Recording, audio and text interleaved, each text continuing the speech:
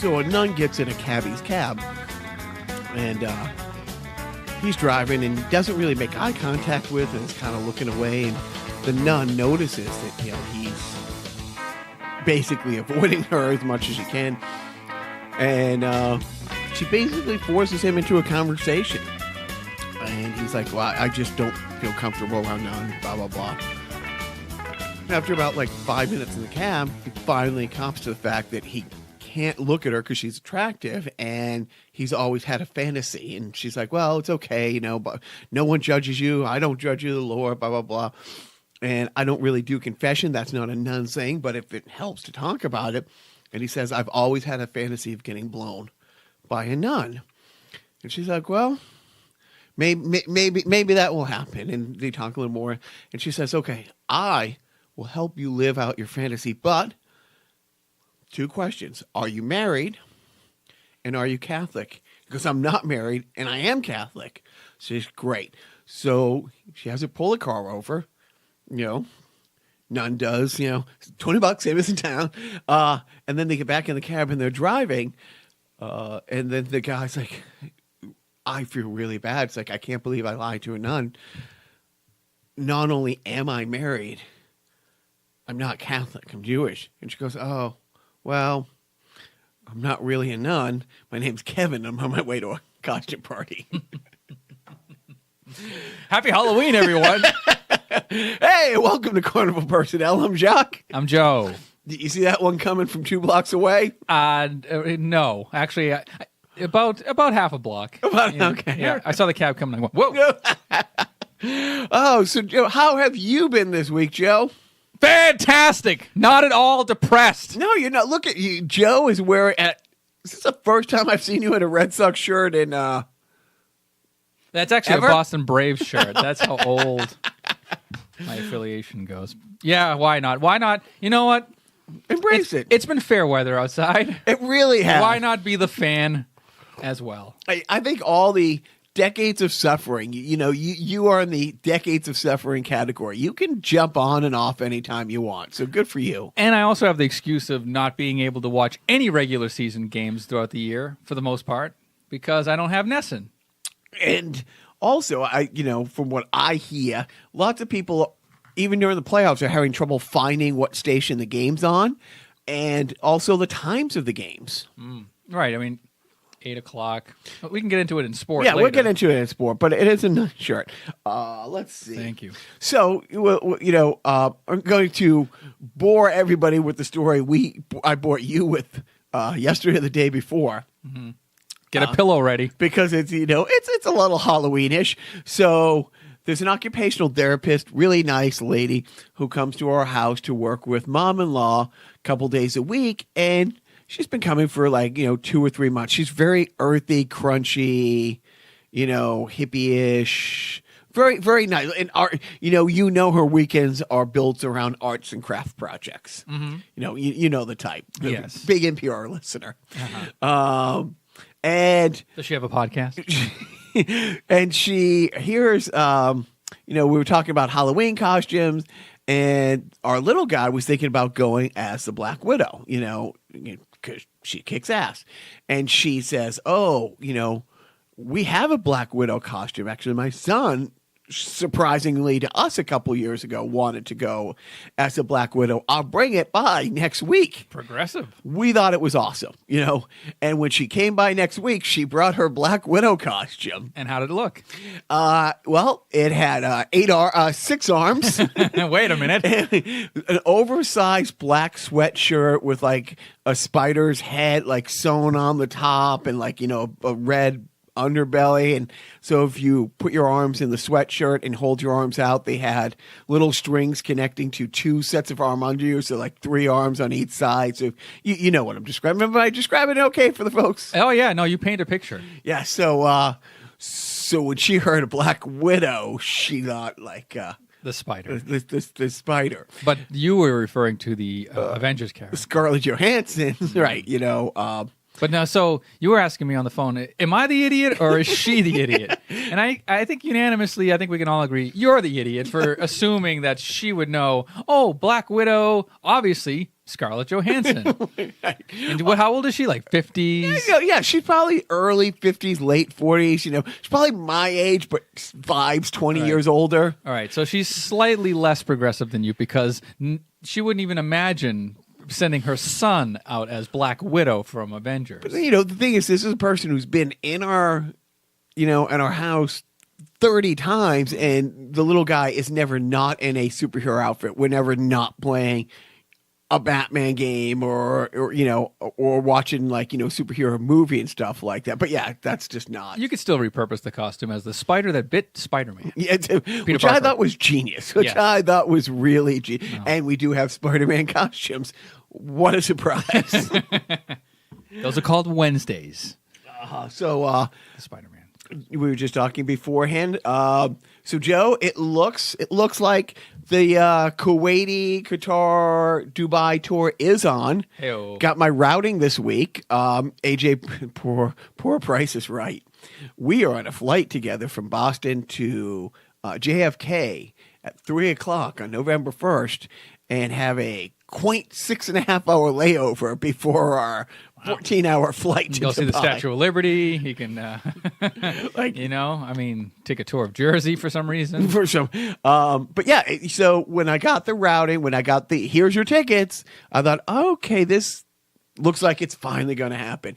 And then today, I got the phone call. It's like, oh, all the money should have been deposited. You might want to check. And it was. So I'm like, well, I got my ticket and they paid me, so might as well be going. But now I have to go on a shopping spree via online because I don't have dress shorts or dress shirts or dress anything. So, oh man, makeover. Yeah, there is exactly. I mean, I just you watching a lot of Queer Eye lately, or exactly. going up on there. I mean, you do have a wife. Right. So she'll be happy that she gets to order some crap, but it's like she'll have to order like 2 or 3 sizes and get it, do a little fashion show, do a little runway when I get home. You're too sexy for your shirt, which apparently doesn't fit. So lots of big things this week on our end. Saw last week when we started the podcast, I gave a review of the first 5 minutes of the Titans, the new live action Titan, because management thought it was too violent and wanted to watch it, and you were fine with it, though. I was fine with it, fine enough to the point where I'm like, they've been waiting to see it forever. It can't be much worse than what they've seen. What's a little dismembering? We'll get to the Saudis in just a few minutes. Whoops. You're jumping ahead. He'll never be the head of a major corporation. So it's great. It's absolutely great. Love it. I mean, it is. I'm the Batman shouldn't kill, but Batman too. There's people getting killed in this universe. When does Batman show his dick? That's what I want to know. That's what the world wants to know. No, the world doesn't want to know that. You want to know that. What there are women and gay men in this world, and me, and you've been accused of both. Yeah, why not? But the biggest news, a little over a week ago, about 9 days ago now, our very good friend Sully had the single greatest wedding I've ever been to in the history of mankind. And you've had 2. I hate you. Everything about you. And both of mine were pretty great. I'll admit that. I mean, I was in attendance for one of them. Yes, you were at the Slapshot, the wedding on the ice rink. I still have my Chiefs jersey. And not the Han Solo on the beach one. So it's at the Hard Rock in Boston, and our good friend Mike, who's found his soulmate Brandy, a few years ago. Is she a fine girl? She's a fine girl. What a good wife she would be. God, she must hate that. Loves it. Oh, she loves it. Oh, good for her. Loves it. Keep her. Right. No, this is why she's a keeper. I'm going to get to tragedy, and now that I'm talking about it, I will post stuff. Okay, so the Saudis. Oh, wait, no, not that kind of tragedy. So they get married on the stage at the Hard Rock. So everybody comes in. They have the big, room where there's a stage, a private room. Can fit a few hundred people. And all of a sudden, everybody starts going to the stage and like, oh, it's going to start. I'm like, oh, Tragedy's going to come out. They're going to play. No, Mike and Brandy get up on stage. They have one of their friends, like, do the ceremony. And just initiate the audience that don't know who Tragedy. Okay, we'll get to Tragedy because they're a big part of it. Well, you said Tragedy comes out. Okay, well, no, Tragedy didn't. I thought they were coming out, sorry. but I didn't know. Oh, the wedding story? Yeah, great. Everybody gets to the stage. Very, very quick, simple. The dad walks her down, a flower girl, flower boy, nieces, nephews, that kind of thing. Very small, like no best men up there, no bridesmaids, just Brandy, Mike, and the guy, deputized, ordained. Officiating. Everybody's waiting. The hush falls over the crowd, and he starts, marriage. And I'm like, no fucking way. Verbatim. Word for word. The entire Princess Bride, marriage is a reason we are brought here together today. With the inflection and everything. Then, Mike says his vows, in which he, references Rush in the band Rush. If you've known Mike for more than 4 seconds, like Rush is his Batman and Patriots and Big Boobs all rolled into one. My love for those three things rolled into one with Mike. And then his wife, made a similar, it was like, this is when I knew you loved me, when XY, and when you found my Rush treasure trove, you didn't run screaming like that. The entire ceremony was 2.5 minutes. The rings exchanged, the kiss, her vow, and their vows were so sweet but so earnest and stuff like that. No cliches, no, like, you swept me off my feet like a unicorn, I don't the cliche of being swept off your feet by a unicorn? You do. What's the difference, by the way, between a unicorn and Pegasus? What? One's a mythical, legendary, magnificent creature. The other one's not real, you idiot. But it was great. Any wedding that's under 3 minutes that doesn't take any Bibles or kneeling or getting up or that crap, perfect. Absolutely perfect. And then Tragedy. What happened? Tragedy. The greatest metal 70s rock band in it's well, not just 70s metal. They're essentially a Bee Gees cover band. They started as a Bee Gees cover band. So they played 2 solid hours. I mean, no breaks, no nothing. 2 absolute solid hours. And in that solid hours, they probably played 5 to 6 Bee Gees songs, but it's everything. It's Toto. It's, all the one-hit wonders. Air Supply. I mean, you go... Basically the yacht channel on Raining Men. Sirius XM radio. It's Raining Men. Oh, their version of that is always great. They did Brandy. Dude, it's... And truly, when they said, please come, Joe, that's the vibe it was. It was a party. It was the least stuffy. It was really great. Again, I will never get over how lucky I was growing up in the neighborhood I did. Like the 4 houses, right there. I mean, there was 10 kids between the 4 houses. And 8 of those 10 kids, are still, we're all there, still incredibly close. Obviously, Mike and Robert's wife, Amy, and stuff like that. It was beyond fantastic. I'm glad you had a fantastic time. Congratulations to Mike and Brandy. I'm glad I didn't go. Only because I would have ruined somehow, some way, something. The vibe. I would have been the 17th wheel. You would have relished seeing my mom up on stage with Tragedy. I will post those pics. Yes. They loved it. No, you need to poster those pics. Yeah. Make them into a poster. And I kid you not. It was great. Was she wearing her MAGA hat? She was not. Good. Very little politics talk that day. But God bless that. I was ordered by my good friend Amy. Robert needs to get out of the house and go out more. And she said, you and your buddy Joe, please make him come on your podcast. Take him down to Free Play. Oh, you mean, is it Fun Spot in New Hampshire? No, the one in Rhode Island. Oh, I don't know. Maybe it is free play. I'm not that familiar. It's the bar. Okay. It's a grown up thing. Yeah. It's like an arcade bar. Right, arcade bar. Barcade. It's a barcade. Yeah. Yeah, she's like, you have to. Okay. It's like, that's the most fun I think he had is doing your show and talking games. Then let's do it. Get him out of the house. I'm like, okay. All right. You want to cheat on that? Man, okay. Joking. That's what we do. Don't apologize. I'm not apologizing. So I just, I didn't even know, she never mentioned it at the wedding because, she's not a complainer. But talking to my sister a couple days after, she's like, oh, it was so great. I always love seeing her. They're coming over for dinner this week because they still can't cook. They live on the Andover side of that Lawrence explosion. What was that, a month ago now? Yeah, that was actually an Andover explosion. They still don't have gas. Yeah. So they have electric, but they can't, I think they're...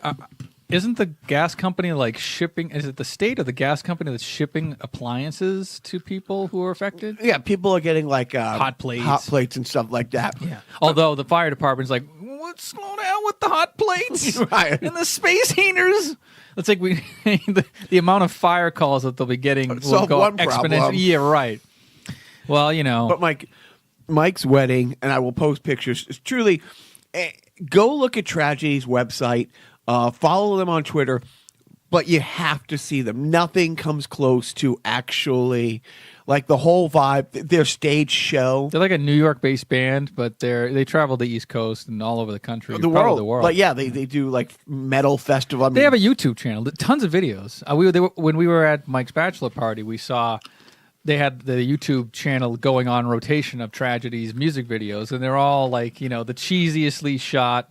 But just cheesy enough. Like, it didn't look like something that you and I would have done in the 1990s at Formal Edition on Cablevision, public access. But just a step above that. You were there. But check it out. Good time. So, yeah, congratulations. It was great. I mean, seriously. I give it 2 years. So the next thing I was going to chat about, so how I've been roped into helping the city of Worcester, with the basketball team, helping him get wrestling stuff. Now I'm dealing with a boxing promoter. The Chamber of Commerce has called me in a couple times to help plan events or strategize or brainstorm other events. And they had me come to this after-hour mixer. And it's so bizarre for me. And it's one of those things where they get all amped up like this is a big thing for them, a big, Thursday night bash. And it's just people in suits, like, who are bald or balding, like letting their hair down happy had it by having like a couple free beers at this.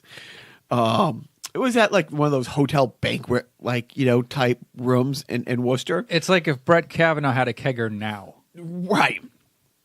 No, Minus I think, and they had all these. I can only equate it to speed dating for business. And that's exactly, and they wanted you to like, people just sit and you come and basically meet as many people as you can and talk and get. No, I did the same thing I did at every junior high dance. Just wallflower it in the corner and like. It's like a LinkedIn page come to life. Yeah. Ugh. Like, and I don't want, and I'm not going to pretend to care about any of the shit that anybody is talking. Like, this is the stuff I'm doing. I don't, I don't know the right way to put it, but that's not my vibe, Yeah, you can't be, you're not a phony. Right. Well, you can be. In small doses, I can turn it on. But this whole, and the Chamber's all excited about the Worcester Red Sox and all these other things, and they think that they want to use that as a springboard to have higher profile, like, boxing, wrestling. They get the UFC, the WWE there like once a year at the DCU, but they want the AAA version of that, they call it independent wrestling, which does, great and all these other things. But, you're talking to these people who aren't going to sponsor it or aren't going to be affiliated with it, and they want to talk about it. It's like, dude, I don't have time for you. You just say it. You're not their dancing monkey. I'm not here to, But that's been my distraction from the world of awful. Great. So we don't have to talk about it. Great. All right. Now let's talk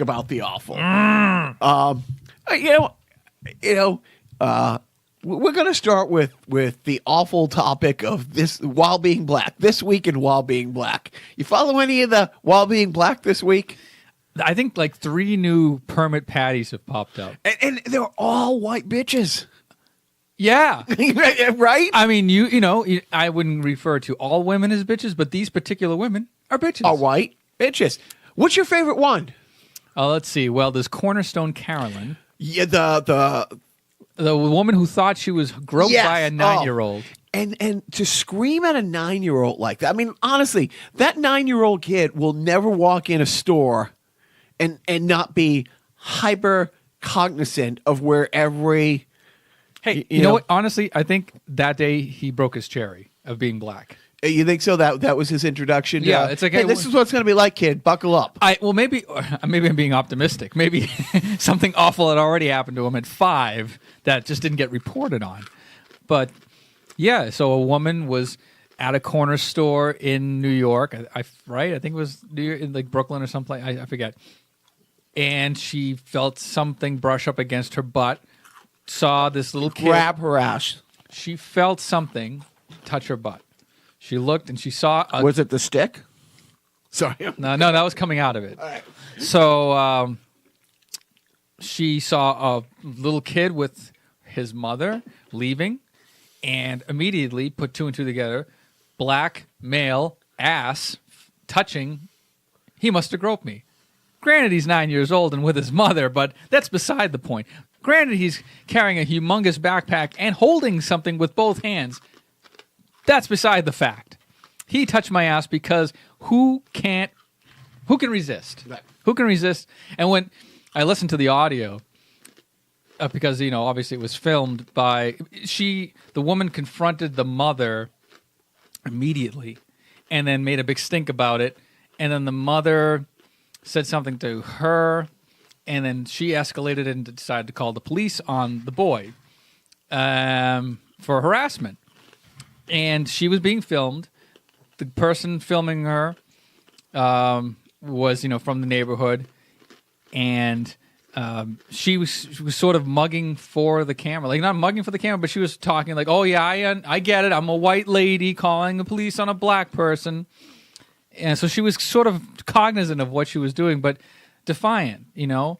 But then you hear another woman yelling at her, going, "Nobody wants to touch your flat ass," which was fantastic. And lo and behold, turns out he did not touch her ass. And then I heard afterwards the boy was interviewed for somewhere, and he said, apparently, I just saw the quote, that she doesn't forgive her and hope that she gets help. So, wow. Yeah. And truly, the most innocent of innocent thing. The woman's on his right, his mom's on his left. They're walking out the store. His mom says something to him, and he turns his head. He's a 9-year-old with a fucking backpack. It grazes her ass, the back. He truly probably had absolutely no idea. And as you said, had stuff in his hands. So that was, and then it goes to show, it's been a while since somebody must have touched her ass. Because can you tell the difference between a rigid, you know, scratchy backpack versus a caress or a pinch of a hand? From 9-year-olds. So I think my favorite one was in St. Louis. The dude's just David Johnson? The dude's and see, and this is where, you know, it all goes to shit. No, I went to shit when you said, so a nun, go on, St. Louis, another awful white woman. Yeah, white woman's walking out of an apartment building to walk her, you know, yippy little dog. Black guys has the audacity to try to come home. Try to walk through the door to get to his apartment. Oh, she's a blonde girl, too. Right. Yeah. And she won't let him in the building. Right. Yeah, he's on the stoop. Right. And he pulls out his phone. And again, very defiantly, it's like, I'm okay with you filming me, blah, blah, blah. I want to see your key. What apartment do you live in? Who are you coming to visit? And he's like, and here's the great thing. Here's one of the many great things. He doesn't say, move, bitch. He's being polite. He's like, I live here, blah, blah, blah. I don't have to show you anything. And he's like, you know, you're not, you know, the security guard. He goes in by name. He names 2 or 3 people who are either security or the building manager. Goes, she doesn't know those people. I pay my check to XYZ. I'm not showing you. And then after about 2 or 3 minutes of him refusing to show his ID and where he lives and what, he just brushes past her, which she is aghast. Like, he didn't push her, didn't put her hands on her, just literally walks past her.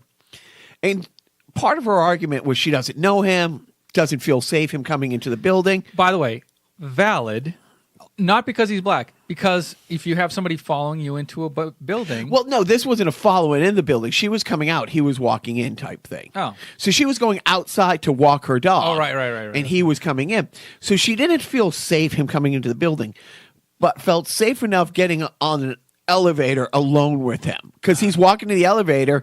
She's like, well, I'll tell you where my apartment's on the 3rd floor. And he's like, he gets on the elevator, gets off, and it's one of these big asset complexes. So he probably walks, the length of a football field, and it winds around, and it looks like a pretty nice place.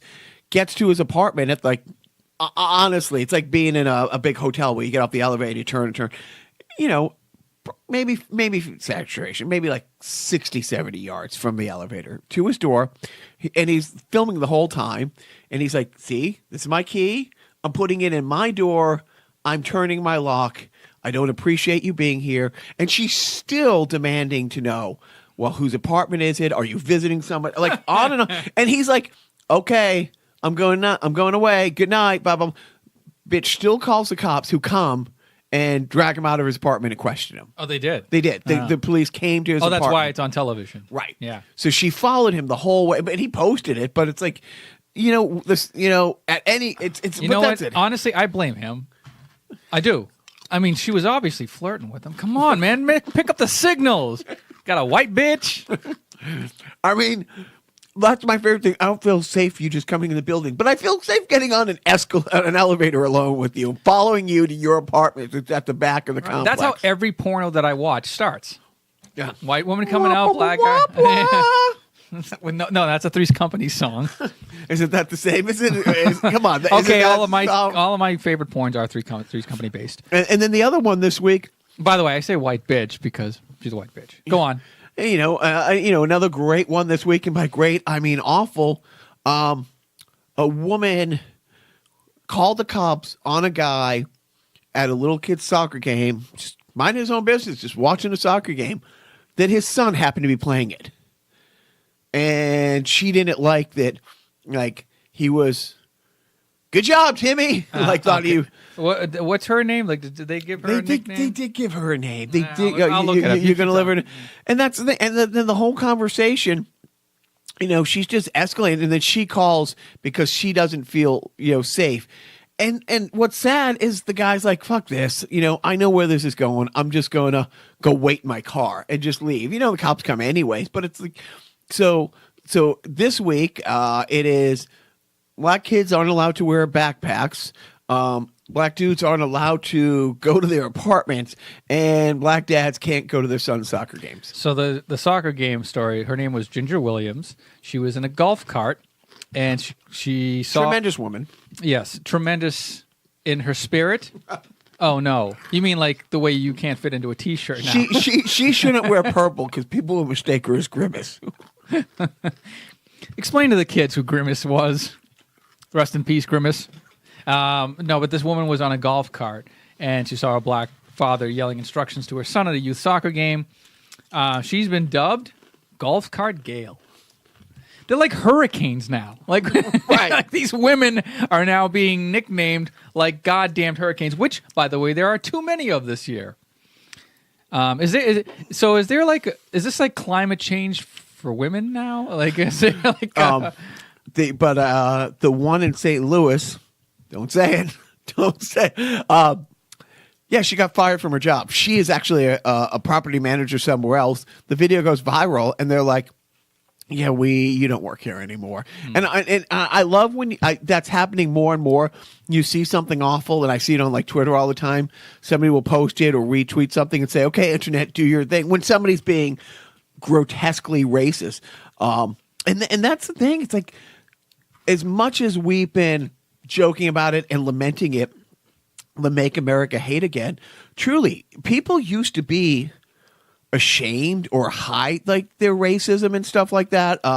There was a congressperson who just, put out a picture the other day, had his, arm around like, one of those wooden like Native Americans. He's like, oh, here's me and Elizabeth Warren. It's like, wow, people used to shy away from openly being misogynistic, being racist, being anti-Semitic. Nope, not so much.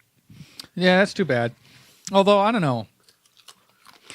The whole, I guess I get it, and the people who are being shamed, rightfully so, by being exposed for their racism are getting fired. That's, I guess good, but I don't know. At the same time, there's a lot. Okay, let me put it this way. I like it when it's applied to true racists. Right. I don't like it when it's applied to James Gunn.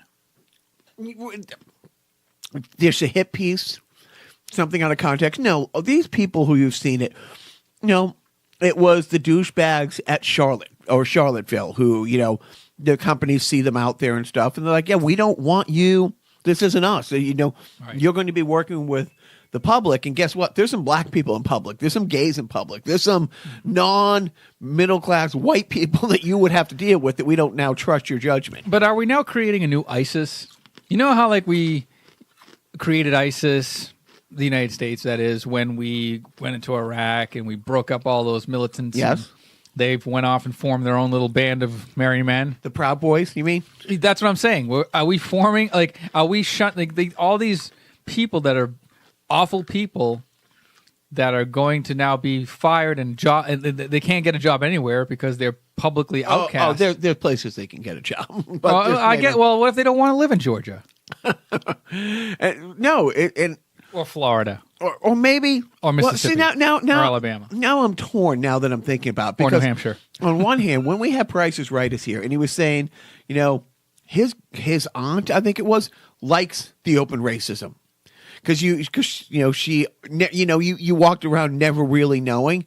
Now you see somebody in a mega hat, and you're like, oh yeah, okay, right, yeah, and you rather it's like the reverse of a Jewish star, right? Exactly, that's exactly what it is, and so. Anyways, it's disgusting that, and I was thinking about that when you watch the footage from 63 and 64 and the stuff in Selma and, Wallace, I can't remember his first name. George Wallace, like standing in front of the school, not letting the little girl go there and stuff like that. And the whole separate but equal and all this crap. And you think, well, that was honestly a few years before I was born, but it's not ancient. It's history. It's not ancient history. Yeah. In 50 years, you know what I mean? It's like, are my little guys going to be saying, wow, way back, I don't know. It's just crazy to think.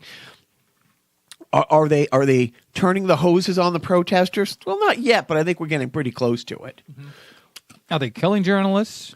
Yes, in droves. And not only are they killing journalists, so nice segue. So it's week 4 of the Saudi journalist, the Washington Post correspondent, who's met his demise, obviously at the hands of the Saudis, allegedly, by the world. By the world, you mean Pat Robertson and Mike Pompeo? No, I mean allegedly. It was alleged by the world that he's dead. But you're referring to the Saudis, given a pass by the top 1% of Americans or the world leaders saying, it's Saudi being Saudi. Not every but you have like Macron in France canceling his trip out there, and other people, and there's no way, the more details that come out, the more obvious it was not a rogue people, but it was a state-sponsored hit. And the fact that it was done on Saudi land. Technically, yes. Yes, it was. Which meant the Turkish cops can't go in there and break it up. If they know something's going down, they literally cannot go in there and arrest them. Right. But they somehow got the audio. Funny how the Turkish government somehow got the audio of what was going on in a consulate. Place could be bugged. It's under. I didn't say that. I didn't say that. But anyways, it's awful. But, back to home, I mean, this war in the media that, and we've already talked about it, the guy who was arrested, who's been for months from, I think, Arizona, phoning in bomb threats to the Boston Globe, was arrested a few weeks ago. The shooter who walks into the newspaper in Baltimore and shoots up journalists. So this week, just... I don't even like saying his name or making joke references to him anymore. Donald J. Trump, President of the United States. I hate you. At a rally in Montana, praising. Now, they went from saying, "Oh, how awful it was that this happened," to praising the senator who body slammed the Guardian reporter. Yeah. That was what was the guy's name? Crap! We talked about it on the podcast. Yeah. But he's like, that's my kind of guy, is what he said at the rally, right? Right. A guy who can body slam a reporter. I mean, and then every time he gets heat for it, Huckleberry Sanders says, "Oh, you take him out of context," or "That's just joking." Oh, violently assaulting people is now a joke to the President of the United States. Well, that's fantastic. But tough on you. You can't take a joke, you fairy. When the jokes are people getting body slammed, people getting shot in their office, or disemboweled and chopped into little pieces while they're still alive, allegedly. Yeah, I think that's pretty, awful. So where does that leave us, Jacques? It leaves us with the scary thing of last week. We talked about what they're doing in Georgia. The guy running for governor, who's also a head of the election committee, who's taken 650,000 names off the list. 65,000, right? No. 650? Like he purged. They had a voter purge a while ago. Like just threw names off the list. You have to read. It was some staggering thing, but there was 75,000 applications. Yeah. Of which 75% of those, or 70% of those, were for black, that he refuses to process. Mm-hmm. And now, when you hear our history about how the Native Americans have always been treated, and in which, again, the one of the worst terms ever was like Indian giving, meaning you give somebody something and then you take it back, but yet they never broke the treaties. Like we gave them that. We took this, but in concession gave them that. Well, now we want that back. Well, it's the classic white man, blaming others for things that they always do. But thank God that we're not still taking advantage and mistreating Native Americans in North Dakota by not letting them vote. Oh, we aren't? Good. The current Democratic senator won by, I think it was just a chest hair less than 1% of the vote. And the Native American population makes up just over 1% of the vote. Guess who's not being allowed to vote because on reservations they don't have street addresses. I have a friend, I know a person who lives in Montana, who lives in a town. You just write their name in the town, it gets to them because there are no streets. Wait, so the streets have no name? The streets have no name. And I still haven't found what I'm looking for. Which is apparently Native American voters. I can do this with or without you. All right. Hey, one. And you give yourself away. She moves in mysterious ways.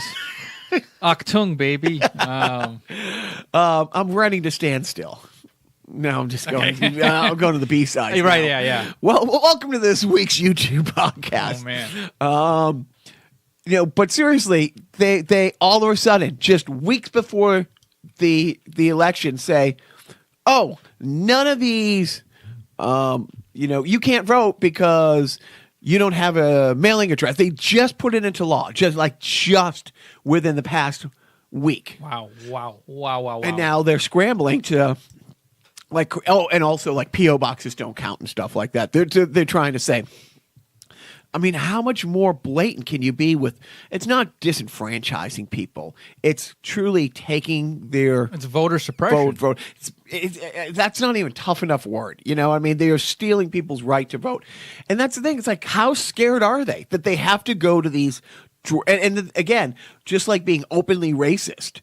They are openly doing this. This isn't secret. By the way, I voted this week. Oh, yeah, early voting. Because I have to, because I'm going to be gone. And while I'm on my trip, I think I'll actually be in Kuwait during it. I will have a pit in my stomach. It will honestly be like watching a. You're gonna be watching as Jeff Deal takes the Senate seat away from Elizabeth Warren. You think that's happening? How many Elizabeth Warren signs have you seen around town?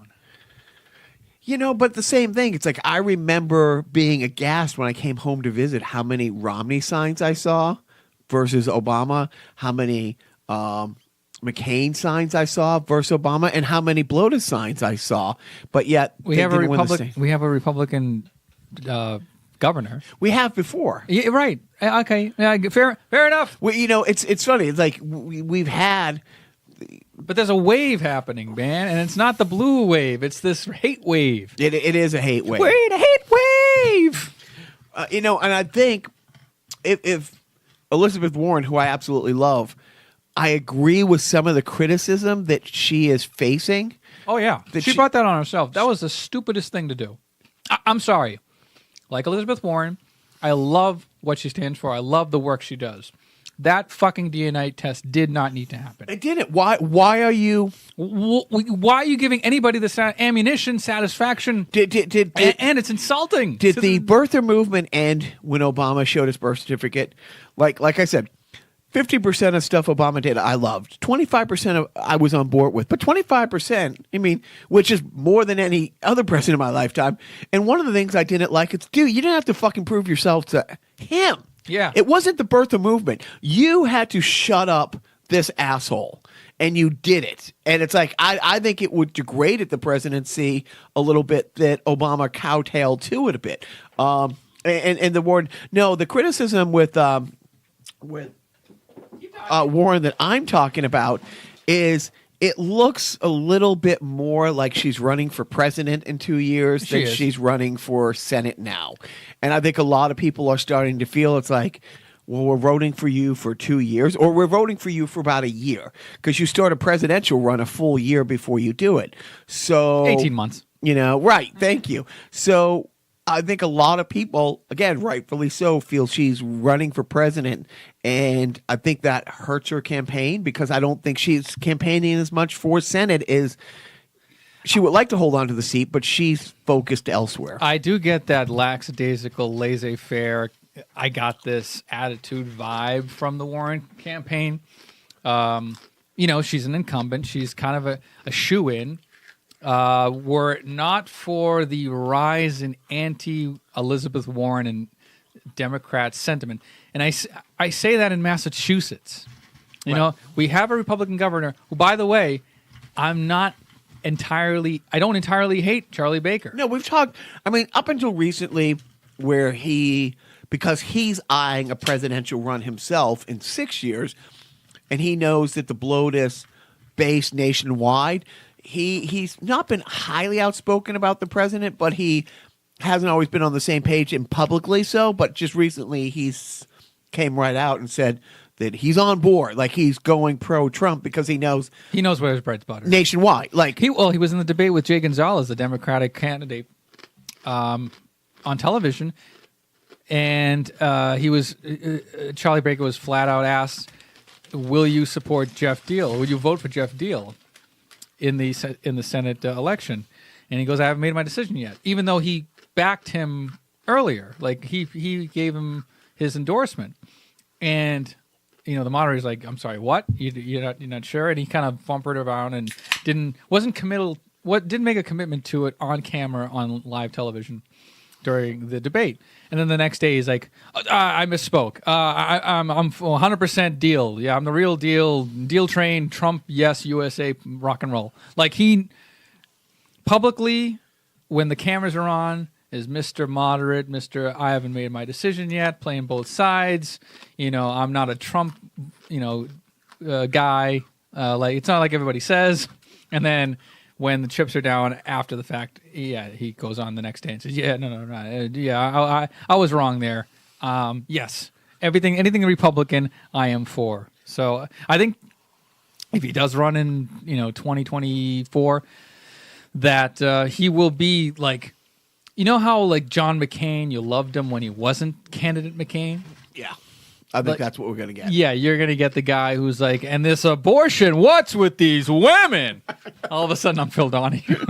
Phil Hartman still. It's funny that you said, no, keep more Phil Hartman and less Nesman. It's funny how you said, Warren has a lackadaisical kind of campaign. I think for every one email blast I get from the Warren campaign, I get 2 or 3 from Beto O'Rourke in Texas, and I'm dead serious. Like that, and he's gonna lose. Beto O'Rourke is gonna lose. You think so? Yes, dude. Donald Trump is the motherfucking president of the United States. I have no faith in this country. None. Prove me wrong, America. No, I don't have any faith. I saw the latest. They say don't listen to polls. Whatever.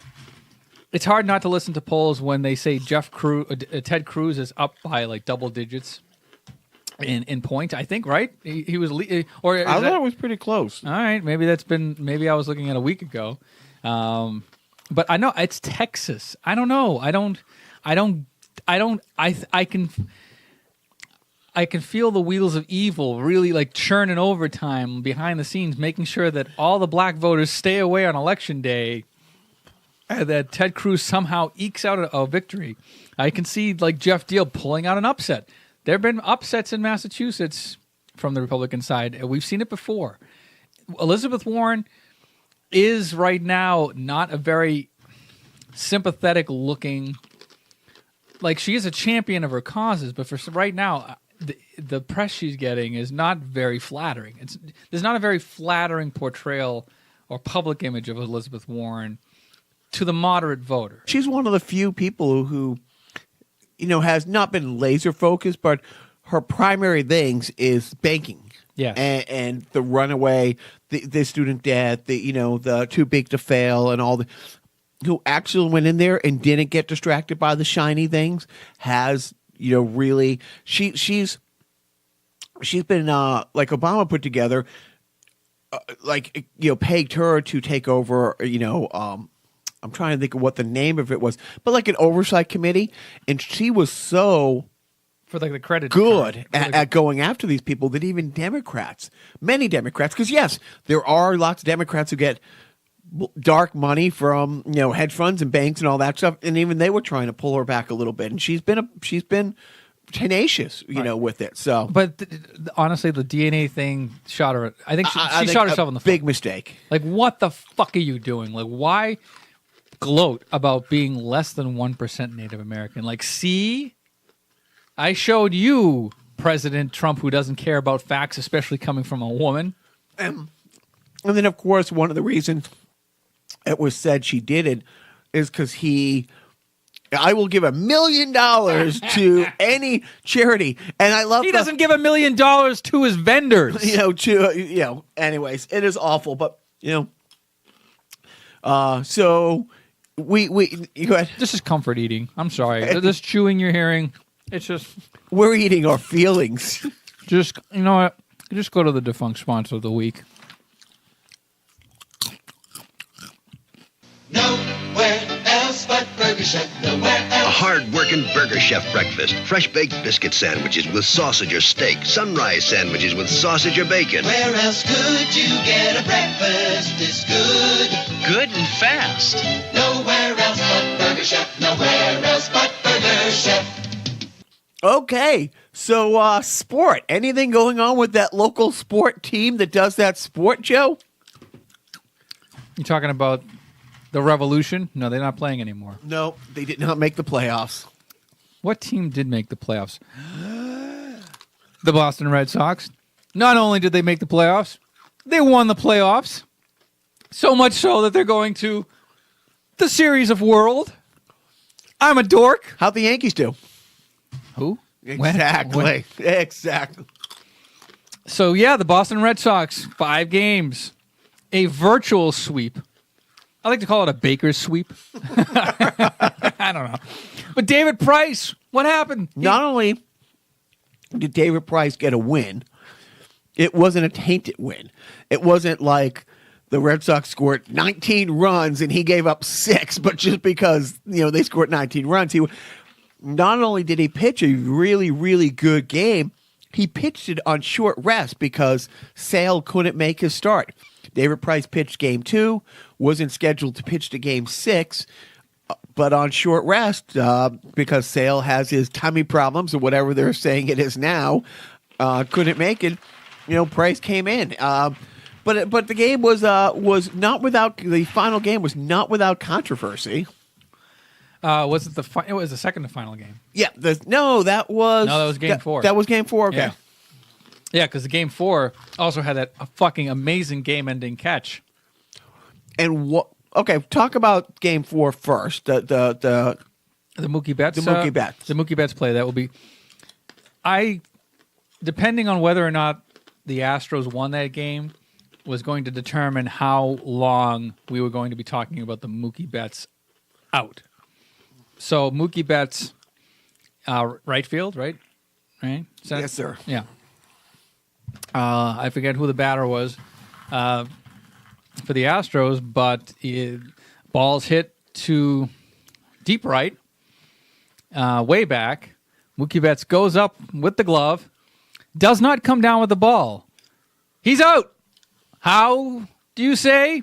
Well, apparently, upon further review, it was called, I think, was it called? It wasn't called an out. Was it called an out? No, it was reversed because initially it was not.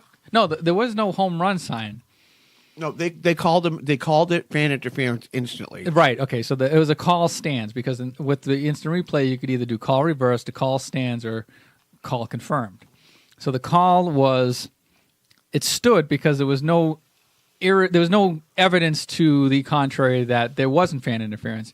Technically, if the ball is on the fan side, is in the crowd, past the fence line, it's you can't have fan interference because now the fielder is going into the crowd at his own risk, and whatever happens, so be it.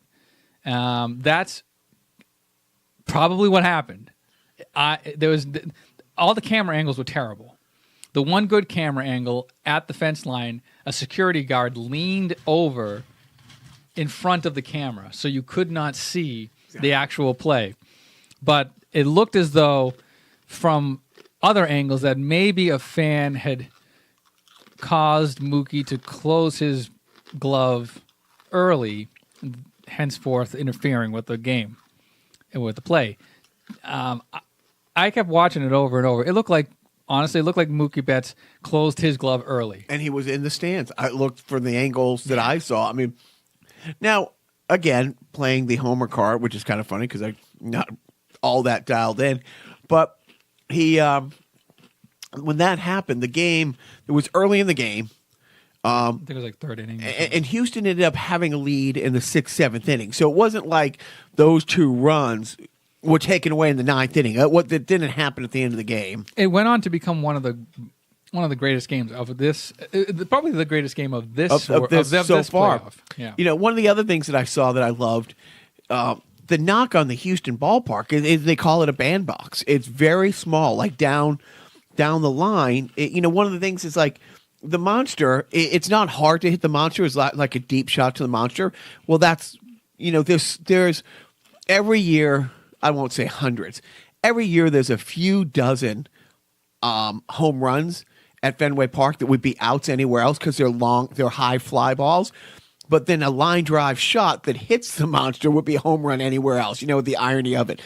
Yeah. And people did all these mock-ups. It's like, dude, best case scenario, that's a double off the wall in Fenway. Either way, it is what it is. But what you're referring to, Betts at the end of the game, if he doesn't make that diving catch, that wasn't Mookie Betts. No, not Betts. Bell. What the hell is his name? I forget his name. It starts with a B though. If he doesn't make that diving catch, there's nobody behind him. Like they win. They without a doubt, because bases are loaded. Bases loaded, bottom of the 9th. They were down by how 2. many? 2. Yeah. They score 2 runs without a doubt. Yeah. And most likely, a third run comes in, where the ball is placed. game saving at the very least, game winning, most likely catch, and it was a great catch. And I can't believe that I know that because I should know it because it sounds like Nintendo. It's Benintendi. Right. As soon as you said that. Now, the series was not without controversy, and I hate to say this We because just talked about the fucking no, there's the more. real controversy. Houston has been accused of being the Patriots of baseball. What? Awesome. The greatest dynasty in the history of their sport? No. They were caught filming signs. Oh. Did you not follow this whole thing? I did not know that. So I guess in the past, being this season, a couple teams have accused Houston of videotaping their signs from the dugout. Guy in a suit, standing behind the camera well, obviously focusing in on the catcher, from the angle, getting the signs. And in the last series that Houston had, they were not only accused of doing it, Major League Baseball stepped in and said, cut the shit. And in this series, same thing. The same guy basically standing in the same place. And Major League Baseball is openly trying to sweep it on the rug because they didn't win, saying, yeah, we investigated it. There's nothing to see. Good night, everybody. But a true Spygate. They shouldn't have named that area Zapruder Corner. Not a good move. You're a funny man. You are not a very good person. No, you're not, but that's pretty damn funny. Anybody who doesn't get the reference, read a book. I wonder how many people under 40 get the reference. Everybody should get that, right? What's the cutoff age of knowing the Zapruder film? Anybody born after 1995, millennials, don't know what I'm talking about. Oh, fuck them. Yeah, honestly, unless they're watching the conspiracy tapes on YouTube. Now, the other big gate that has popped up this week in relation with our beloved Patriots is Beergate. Have you been following from not this past week's win against Chicago? I'm jumping ahead, but the Sunday night game against Kansas City. That wasn't Beergate. They fucking cocksucker threw beer at a Kansas City Chiefs player after a touchdown. A fucking masshole.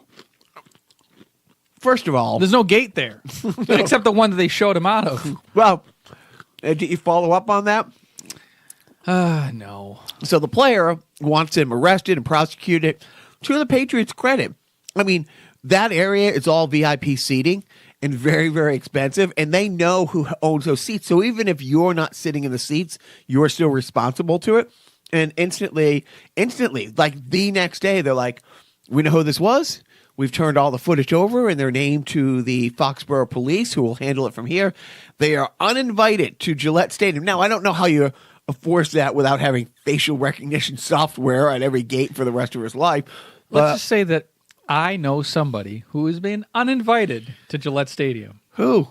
I cannot say. It's somebody that I know. And I'll leave it at that. No, it's somebody that you don't know that I would know. Oh, okay. All right. A relative.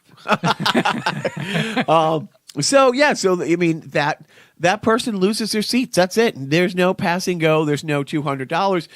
Now the running back, and it was blatant. I mean, I thought it was funny at first because it's a 75-yard catch and run to the back of the end zone, and you see about 10 people sticking their middle finger in his face. That was funny. That's funny. I saw the beer. I was like, what a good Douchebag. piece of shit. What a fucking piece of shit. So this guy now, of course, the player didn't know. Hey, this guy has been arrested for beating his pregnant girlfriend and has a long history of violent assault on women. What a piece of shit. They didn't know that. But it's funny that guy's agent wants to prosecute the guy for throwing a beer on him. And what's great, and of course, being a homer, you see, all the people who've tweeted out. It was about 2 or 3 years ago, Monday Night Football. Tom Brady got a full beer bath in the back of an end zone on Monday Night Football. Touchdown pass, runs over, high fives the guy, completely showered down. Just picked up the empty cup, threw it back in the stands. Didn't give the finger, but said something to the people, and that was it.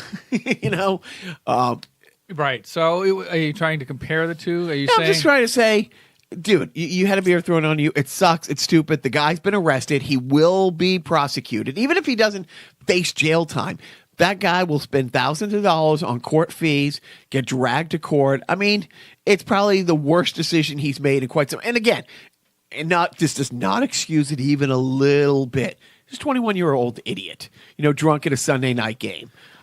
Black guy, right? No. VIP seating. Right. Black guy. Patriot, Boston-based sports team. Yeah, right. Yeah, I'm quite sure it was. But so I mean, literally, it was stupid. The guy is going to pay a price for it. He probably doesn't have that friend anymore who has those seats because that guy lost his seats, his season tickets. They're gone. There's an 11-year waiting list, so he ain't getting those seats back either. But yeah, it's move on. Yeah, I guess so. Moving on. What else? Now that's it. Was in sport unless you got anything else. Celtics started their season. Yay. Mm-hmm. The Bruins are on a West Coast road trip and not doing great right now. But Dodgers playing now. They're playing tonight when we're taping this. Game 5. They're up 3 games. No, play game 6. They're up 3 games to 2. Do you have a favorite going into this? But by the time you listen to this, we'll know who it is. I like Dodgers, East Coast, West Coast. Yeah, yeah. I mean, I like seeing that. I mean, because it's funny. The Brewers, growing up, the Brewers were an American League team in the National League playoffs. Astros, National League team, American League playoffs. What's with these teams? This is not my America. Yeah, exactly. Make the American League great again. What?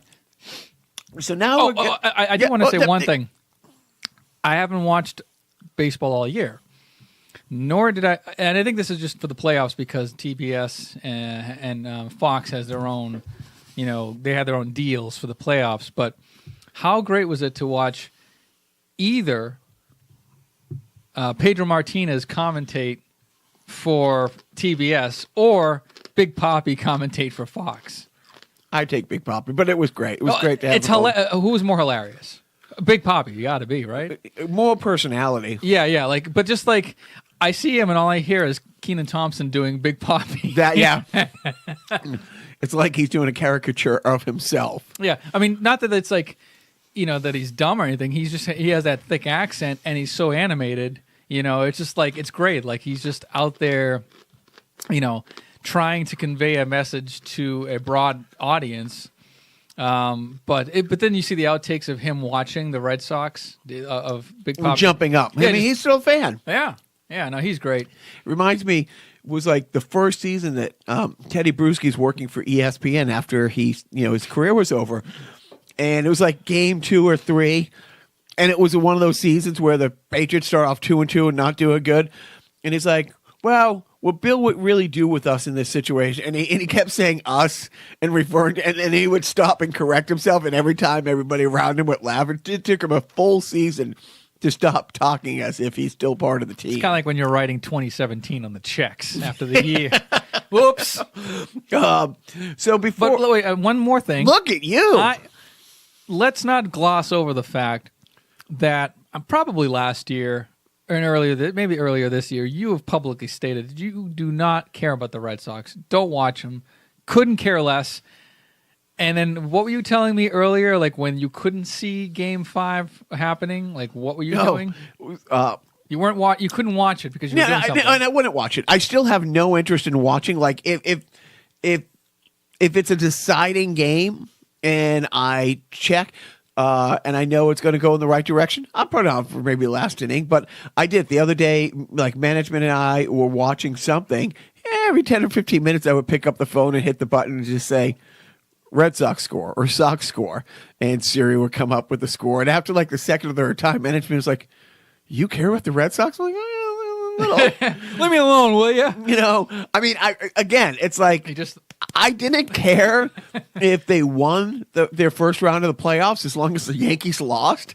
And then once they get past the Yankees, I'm like, yeah, it's like, it's for like Steve and Jim and my sister and my friend John and you. And 2004 you. Right. And the city. That's what I'm getting at is that it's. And the city. As much as you don't care, you kind of care. Well, it's funny because a kid who works with me, really great kid named Donnie. He had put on Twitter too that he went to the Celtics opening night and they played, the Philadelphia 76ers, and they killed them by like 20 some points. And there was a bunch of Philly fans there, like, yeah, we lost this, but we won the Super Bowl. It's like, I don't remember the 76ers being in the Super Bowl. and then, but my buddy Donnie broke it down. It's like, okay, 10 world champions in the last 17 years. The city of Philadelphia, like 6 world championships since the Declaration of Independence was signed. And it's true. They have like 6 total, and you can name them all. It's like one for each sport. I think the Flyers have won 3. And the Phillies won like a World Series or 2. Right. So you were really, really going back. And look, hey, good for them. But it does. I mean, we are so spoiled, even when we don't win something big. I mean, just in the last calendar year, I mean, how many teams, like, the old cliche is like every team makes the playoffs in the NHL. Well, no, there's 30 teams or 16 teams make it. So just the same percentage of basketball. But, the Bruins made it to the second round, respectable. The Celtics make it to Game 7 of the conference final and lose to the greatest player ever. The Patriots, things didn't work out in first week in February, but they made it to the first week in February. There was 29 other teams or 30 other teams sitting home who would have loved to have been able to not win the game in February. Mm-hmm. And now the Red Sox. It's like and of course right now the Patriots off to a rough start. Now 5-2, having beaten Chicago yesterday. We didn't get to them beating Chicago. Of course they beat Chicago. Of course they beat Chicago. But the game. But by the way, we didn't talk about the KC game. It was a tale of two cities. They came out gangbusters, and it's one of those things where their defense had 2 interceptions and played really good for the first, like held the highest scoring offense in football to 9 points in the first half. But then Kansas City only had the ball 10 minutes the second half, but amassed 31 points. Although it does come down to that one rookie mistake. Which one was that? When the KC linebacker, the rookie linebacker, didn't tackle Tom Brady, 5 yards from the end zone because he thought he had thrown the ball. It's funny because I remember it was a few years ago. Tom Brady scrambled for like an 11-yard first down, and it did. It took like the longest yards. 7 seconds, and Julian Edelman took the footage and put the Chariots of Fire theme to it and posted it. It was pretty great. He runs when he scrambles. It's like a Baywatch scene. Yeah, it really is. But he dove head first. You're almost expecting an explosion, like a Michael Bay explosion, to be happening behind him. It's that slow. But the first 43 to 40 game in NFL history. I mean, that's, and so, hey, the offense is there. Now we got to get the defense to not suck as much. Yeah, baby step. Baby step. But I forget how we got on to it. Doesn't matter. Let's get to the good stuff. Any video news going on? Video, like MTV? Killed the radio star. No, any games? Video game news. Before we get to the random video game review of the week? I didn't talk about it last week, but I beat Spider-Man. You did? I 100% Spider-Man. Dude, how have you not? We talked about the 10 championships that the city of Boston had. This is number 11 right there, baby. To be fair, it's only on an amazing level. I didn't do the spectacular level. So that's Wait, what are the levels? Well, there's your regular Spider-Man. How do you say that? Regular. Oh, thank you. Dude, I'm the mayor at Duncan's. Then you have Amazing, which is the average level, which I played, and then the Spectacular, which is the combat's harder and stuff. I haven't cracked the Spectacular level yet, and there's a bunch of trophies that I haven't collected yet. But it's not a hard game. It's a challenging game. It's so fun. It's such a fun game, and I finished that a couple of weeks ago. So if you want to borrow it, maybe I do and I don't. You know. Well, yeah, I know. You got 2 weeks left in the state. Are you taking your PS4 with you? I am not, because I don't Yeah, you're know gonna how be much busy. traveling we're going to be doing. It's Yeah. not like when I do an NFL thing. Okay, going to be at the stadium for an hour for sound check and got the next 23 hours to kill. Yeah, you know. right, gotcha. Um, But that's why I completed Spider-Man. What other video? I mean, this. I honestly, have you got a new game? What's your next game? What are you on to now? I've been eyeing Mega Man 11, but yeah, I don't know. I'm kind of trying to ease up on my spending on video games. You know, I'm trying to. I have such a backlog of video games, as you can tell. I haven't beaten Wolfenstein 2 yet. I haven't beaten Wolfenstein 1. I still have South Park for PS4. These are all PS4 I tell you games. whatever game I pull, if you haven't played, you were to play it this week. I'll play it right now. Okay, there you go. We would do that. Go ahead. So 2 weeks ago, I came into the possession of a brand new used PS4 or PS3 because I really wanted to play Batman Arkham Origins. So I got, and as you know, it kept stalling and all that stuff. So I finally ended up going and trading that one and getting another one. And I told you I got to one point where you can't get past it because most of the side missions, you can finish your side missions in Spider-Man after the main mission, correct? Yes. Yeah. That was one of the complaints that I didn't know about because I didn't go and read about the complaints about Arkham Origins there's some side missions you can't finish. Unless you do it before you finish the game. You do it right, exactly. And we talked. I think it was like last week or the week before? It's like I'm at 76%. Am I really going to go all the way through? And the answer is yes. I just today got to 78%, and I stopped at 76% on the last one. So I still have another week of playing this thing. Maybe 2, before I 100% it. And it's like, I can't, I was going to say, if the old me knew I was playing games this much and cared about 100%ing things, it would kick the shit out of me. It's every waking moment I'm not kicking the shit out of me for this. I think I know what I'm getting us. And I say us. Therapy? You're right. For Christmas. PlayStation VR. Ooh. You know about PlayStation VR. I mean, it's been out for a couple of years. I guess it wouldn't be that bad right now, but had I played Resident Evil 7 in VR, I would have shit myself. Yeah, I was going to say you would have no clean pants. Because that's what I understand is that because you're playing at 1-to-1 scale. Like you're in the fucking house and monsters are coming at you in real time. And it's supposed to be awesome and amazing and scary as fuck. So I want you to be playing Resident Evil 7 in VR, and I also want you to be playing Batman in VR, because there's a Batman VR game where you're a Batman. That's... I think I'll lose you to the Matrix. Look, if we get to the VR, you might not come back. When Star Trek, the Next Generation started, and they had that holodeck, I'm like, you would never get me off that. Right. Like, literally, I would be dehydrated. Well, you'd have to so that they can come in and clean up the jizz. Right. But then... Oh, that's a valid point. Now listen, when because they use let's get a little techie and nerdy here, and when they use the holodeck, right? When they use the holodeck, they do actually have romantic programs built in. there's nothing romantic about what I'm doing in there. Right. But no, We're talking pounding out 300 years of White Depression. On Star Trek Voyager. Now, I don't think you watched Voyager, but Captain Janeway actually did have a romantic partner in the holodeck. Like, it was like this,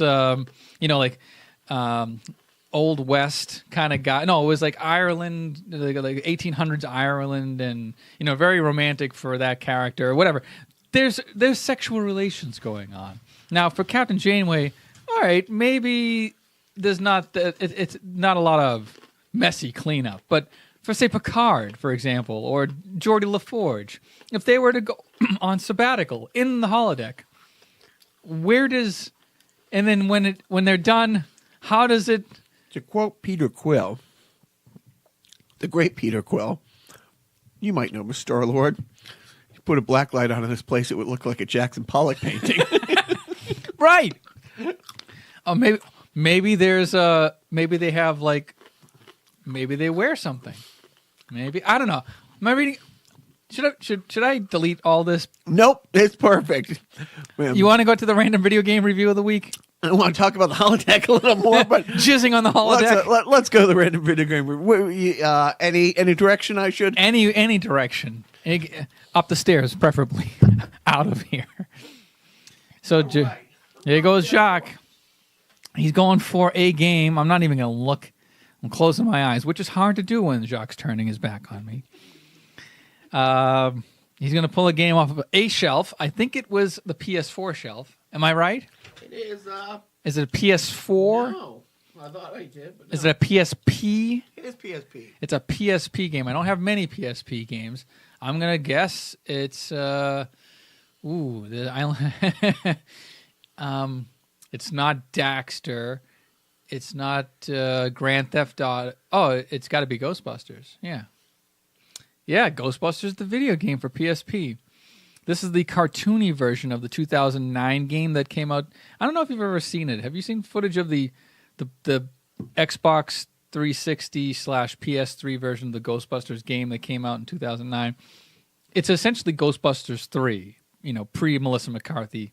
But it was written by Harold Ramis and Dan Aykroyd. And it took place in 1991, and it starred all four original Ghostbusters, plus Eddie Potts, and Alyssa Milano played a new character. They got the guy who played Walter Peck to come by, William Atherton, I think. Brian Doyle Murray as the mayor. It was a great game, and I have it for Xbox 360. It's fantastic. You play as a Ghostbuster. This, for the PSP and the Wii, because they're not as powerful as the Xbox 360, they had to kind of cartoony it up a little bit so you can see they look like caricatures of the original Ghostbusters. But I think it still has the same voice acting. I think it's loosely the same story. Maybe it's a little more condensed. But it's I haven't played this version of the Ghostbusters game, but it's a really fun. Like, this actually leads me to want to talk about the Ghostbusters game it's Halloween, man. We should be talking about Ghostbusters, the video game for Xbox 360, which is, I guess, graphically superior than the PlayStation 3 version for some reason. So a little pro tip there, if you ever want to pick up a copy. You can actually, I think, play it on Xbox One, because Xbox One is backwards compatible with most Xbox 360 games. But it's great. Like I said, it's a new storyline. It's like a 10-hour game. I exaggerate. Maybe it's not that long. Maybe so. You can play multiple levels. You can't save your progress neatly, though. It's like once you log in with your profile, you have to stick with that campaign. You can't have multiple campaigns going on. You can't have separate save slots. So once you're in it to either completion or you have to start over anew. Like in the holodeck. He's right, to completion. So I don't know. Ghostbusters, the video game for PSP. Maybe I'll play it someday, but it's neat. Anything with Ghostbusters, even the shitty Ghostbusters game for Nintendo, if I ever find it, I'll probably buy it because it's Ghostbusters. I gotta have it. Gotta have it. And if you didn't already own this gem, what do you think you'd be popping out and getting it for? I'm gonna guess $10. Yeah, I'm seeing $11.99. Yeah. I mean, how much was it when it was new? Do you remember? Or probably 40 when it came out. Yeah, for the PSP, probably $40. So yeah, but it's a great game. It's like, Harold Ramis, rest in peace. This is sort of his last. This is his last hurrah as Egon Spengler. So pick it up. It's great. It's funny. The Xbox 360 version is very funny.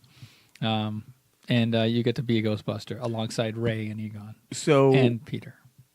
You would give it a scale of 1 to... On the Joe scale, 1 being... one never played? One being Ghostbusters 2016, and a 10 being Ghostbusters 1984. You just hate women. No, I just did not like that movie. That was not a very good movie. I would give this game an 8. No, wow. Yeah, you're right. Maybe I should have been like 1 being Ghostbusters 2. Okay. That's probably the most inferior movie. No, I take it back. Ghostbusters Answer the Call, as they subtitle it, is probably the most inferior Ghostbusters movie, in this humble Ghostbusters fan's opinion. Next. So next week we're going to do a sideshow. We got anything? It's the last. I think next week would be the last podcast We could before Halloween. do a Ghostbusters sideshow. We could. Why not? It's Halloween, baby. And then we got, are we doing? We are definitely do. Do you not want to? I guess it's more about scheduling, and I guess It is Paul Lynn. You make the time. the Paul Lynn. But we did a Paul Lynn. And we will do one every year. We will say the same things about It's Kiss. the third annual Paul Lynn Halloween special sideshow. You thought maybe we would want to have a pal come by and talk about it. Maybe we'll see. We'll reach out. Okay, Well, so yeah. not this week. We won't have any Halloween sideshows, but maybe next week. Yeah, maybe. I don't know. We'll see what happens. You just keep your iPhone open. You'll see. What's your parenting tip of the week? My parenting tip of the week is pay attention to your kids. My little one is in trouble, and I think he might. He's pregnant. Yes. I told him to stay away from those meddling next door neighbor kids. But seriously, he's 12, and he's pushing his limits of what he can get away with a lot more. So, and it's gotten to the point where now we just can't trust him with certain things, because he was caught in bed one night. I'm not going anywhere untoward. Not by me, of course, but by my wife. She came home late from her work, and he'd already gone to bed. She went upstairs checking on him, and he's watching YouTube on his 3DS. And he's probably been doing something like that a lot. And so now he doesn't have any electronic devices at all in his room. Like his computer, his laptop is downstairs with us. Yes, we're living. It's draconian, yes, but at some point you gotta be like, you gotta restrict. So you gotta restrict these things. You gotta lay the smack down, I guess. And he was upset when I told him that he couldn't have any more devices in his room for some time, because we can't trust him, And I probably shouldn't be talking about this publicly, but No, this is what parenting tips, and it's good. not parenting. It's like pay attention. Like you can't just, if you have young kids, most good parents lay the ground rules. Like, okay, devices off, whatever. But I don't know about confiscating devices. That's a step further than maybe most parents would do. No, I think that's a good. Don't trust them because they're kids and they're going to do stupid stuff. Is how Right. I probably should have. That should have been my parenting tip. Because don't trust your kids. They're all like that. Yes, I am generalizing. I'm throwing. Are you profiling? I'm profiling. Kids are going to push, and I don't know how many times we've taken things away, and it's the same thing. It's like when you turn around, it's like, dude, I tell my little one all the time. It's like, you're not good at lying either. It's like, I don't know what upsets me more, that you keep defying this, or you're really bad at hiding the bodies. It's like we've done the same thing. Just this week, it's like, and now usually they get their devices on the way here. Like that's one of the Friday they get home from school, they get their screens back. I came from Worcester instead of home, and management called and was like, do you know where the switch is? And I'm like, I really don't. Like, I remember, like, on Monday, I had same thing. Had to take it, had to hide it, and can't really remember. I'll remember when I get home, but I'm like, they know some of the normal places, so I had to go to an extreme. I really don't know, but I'll have to find it when I get home. Oh, wow. And I was like, and I don't feel bad. It's like, you little fuck. How many last chances can you get? Like, and I always tell them, it's like, before I laid into him saying, hey, I'm just taking this. I'm like, safety, I'm sorry, you can trust me. I can't, Yeah, right. Work on your lying, like you say, Right. Watch some Republican debates. Serious. I'm just piggybacking on yours. Thank you. Oh my! No, you have a better one. You want to save that for next week? Yeah, we'll save that one for next week. Okay, good. What we won't save for next week, the song we go out on is a firing line. I'm for our show December 14th. We probably will be playing this if all three of us can get on the same page. But I recommend, checking this song out if you don't hate it on Dan's YouTube page, because he just takes old movie clips or just movie clips and is like, just doesn't cue it up, doesn't edit it. It's just like, here's a 2 minute and 18-second song. I'm just going to clip 2 minutes and 18 seconds of this. And it's funny how often it matches up. But this one is kind of, it might actually, I was going to say Game of Thrones-y, but I've never seen Games of Thrones, but it has a Games of Thrones feel to it. Of course you haven't seen it. You don't know what the title is. Game of Thrones. I hate you. Games of Thrones. Getting in line with all the people who hate you. I'm leaving. I'm watching the Throw the Game. I'm going to go to the holodeck and do a podcast with the Joe I like. Ew, poor him. But yeah, Fireline, Dan Cray on dancray.net. Not to be confused with the jazz guy. Right. Good for you. Good for Dan Cray. Yeah. So that's all I got. Good night. Oh, Jacques, don't forget. There's nothing left to say. We said it all before. It's everything we said. It's led to this. There's nothing left to do. We've done it all to death. It's time we close the ties and laid our love to rest. It cuts like I'm being carved up from the inside. It aches like my hollowed out guts been packed with ice. And that's just half the way to your side. That's why I pray they aim straight and I smile at the firing line. That's why I pray they aim straight and I smile at the firing line. That's why I pray they aim straight and I smile at the firing line.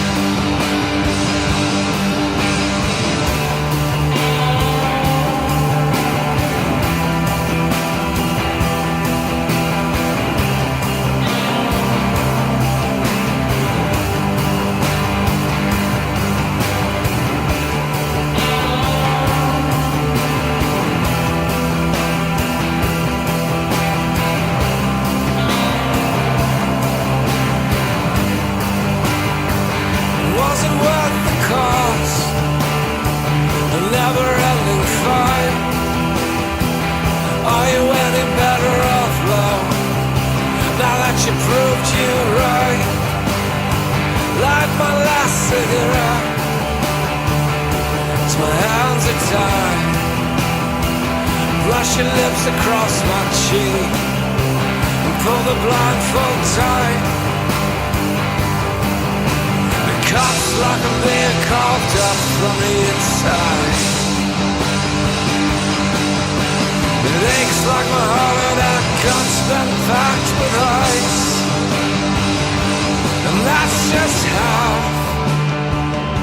the way to your side. That's why I pray they aim straight and I smile at the firing line. That's why I pray they